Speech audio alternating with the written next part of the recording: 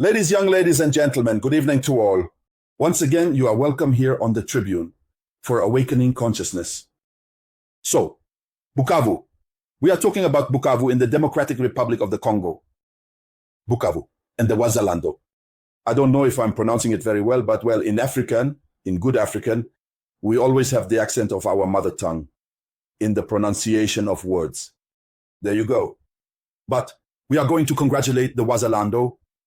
We are going to congratulate them because they have decided to implement a strategy, and they have a truly fierce determination to put an end to this M23 affair.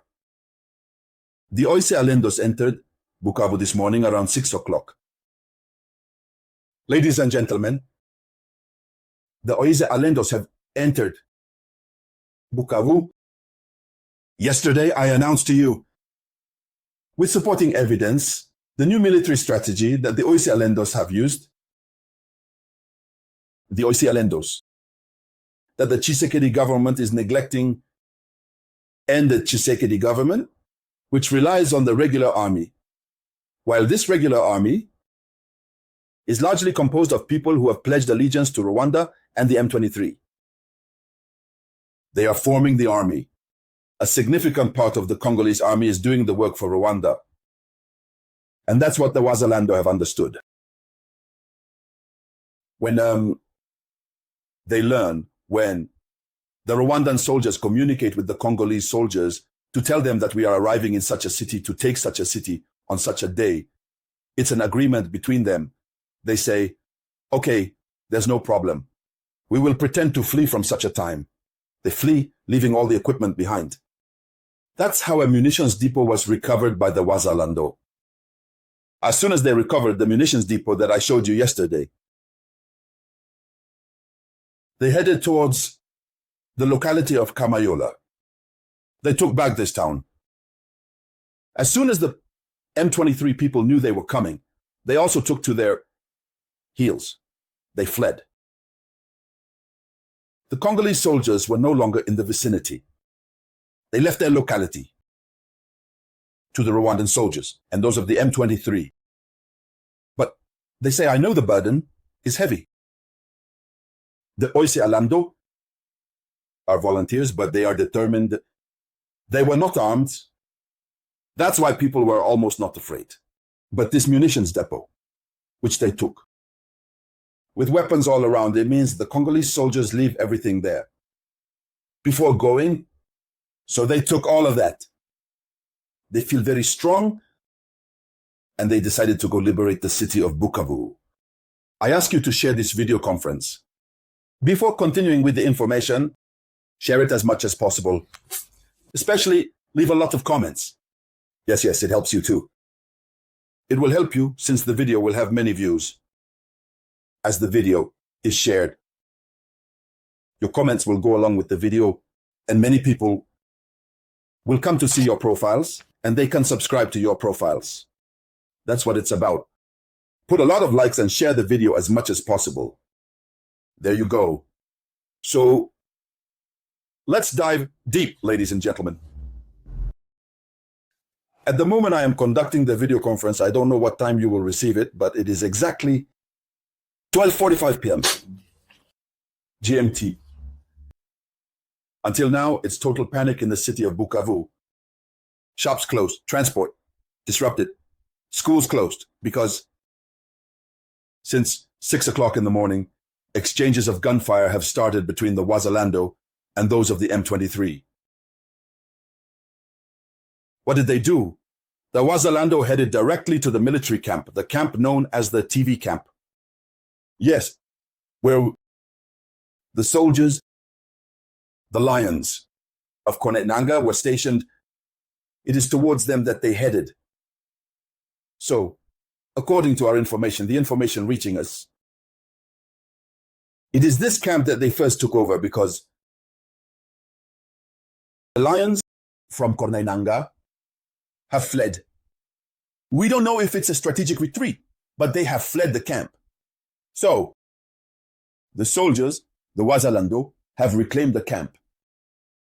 Taivi, yes, I think that's his name. So they first reclaimed. Then, but what we learn is that there were many exchanges of gunfire. Yes, many exchanges of gunfire. And afterwards, we saw the Wazalendo walking around the city. In some parts of the city, they were already there.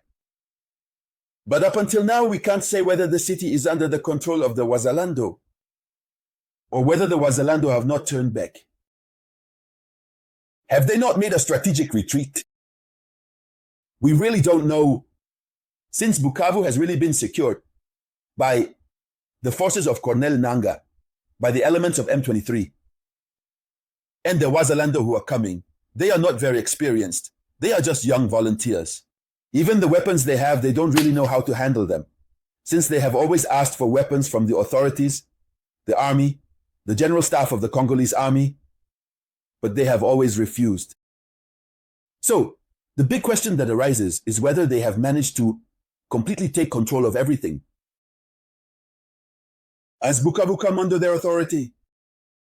Question mark. But what we appreciate about the Wazalendo, what should be applauded, is their courage. This determination they have, which the Congolese army does not have.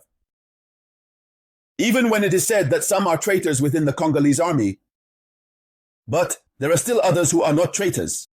But why don't those people have the courage to rise up and go drive out the M23 in Bukavu? Why doesn't Tshisekedi's government implement a military program to descend in battle order, to go neutralize them and reclaim the territories? But it is the Wazalendo who think about this, who define the strategy to follow, and who go to throw themselves into the lion's den. This is already a first major act of patriotism. I tell you, Tshisekedi should automatically enlist the Wazalendo in the army. Proceed with new recruitments of new volunteers, those who want to be Wazalendo. Integrate them into the army. Provide them with their military equipment, uniforms, weapons, and ensure their comfort. This problematic part of the army is a sovereign function of the Congolese state. Set aside this problematic part of the army, that is to say, classify them, even if it means suspending their salary. Yes, because what they are doing on the ground, abandoning the state's weapons, is first and foremost a form of desertion. These are military offenses. Abandoning one's post during conflict. You saw what happened in Burkina Faso. We have two non-commissioned officers, who abandoned their post when they should have been there to fight against the insurgents. Captain Ibrahim Traoré dismissed them from the army. We put them out. Call your reason. A group of soldiers who are fleeing and dare to leave.